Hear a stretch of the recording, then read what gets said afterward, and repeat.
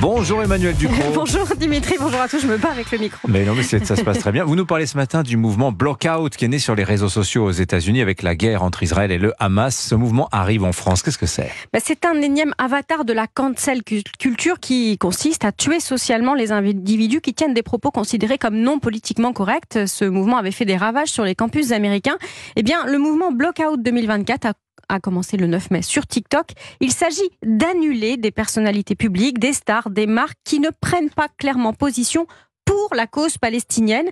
Des activistes appellent à leur boycott massif, à leur blocage sur X, sur Instagram. Il ne faut plus écouter leur musique, ne plus acheter leurs films.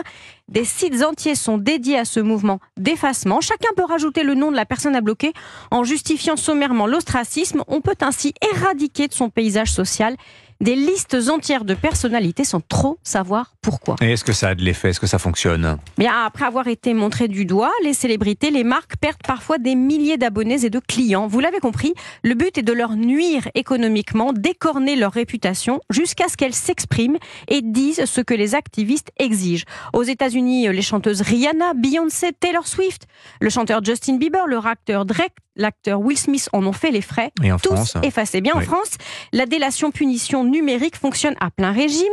Les footballeurs Kylian Mbappé, Zinedine Zidane, Antoine Griezmann en sont victimes. Ce dernier a perdu plus de 50 000 abonnés en quelques jours. Comme Jamel Debbouze, comme la chanteuse Zazie, comme Kenji Girac, comme le spationaute Thomas Pesquet, tous cloués au pilori. Mais ils ont tenu des propos hostiles à la cause palestinienne ? Mais même pas. La plupart d'entre eux n'ont rien dit sur le sujet. D'autres se sont même exprimés en soutien à la Palestine, mais pas correctement aux yeux des activistes, pas assez souvent ou de façon trop mesurée. C'est pervers. On ne le reproche pas ce qu'elles disent, mais ce qu'elles ne disent pas. On veut les forcer à le dire sous la menace. C'est une gigantesque machine à intimider, une nouvelle inquisition que Torquemada n'aurait pas reniée.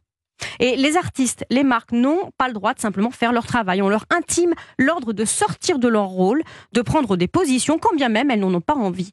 C'est un vieux principe totalitaire. Si tu n'es pas avec nous, camarade, tu es contre nous, tu es un ennemi. Nous voilà donc dans un monde où il n'y a aucune place pour la nuance, pour la réflexion, pour le jugement suspendu, pour le doute, pour le changement d'avis ou même tout simplement pour le silence. C'est une industrie du chantage totalitaire. Il est impossible de l'arrêter et c'est terrifiant. Et le silence était une protection pour ces artistes. Eh bien, ça ne l'est plus. Ça ne l'est plus. Merci beaucoup. Et édifiant, vraiment édifiant. Merci beaucoup Emmanuel Ducrot. 8h50.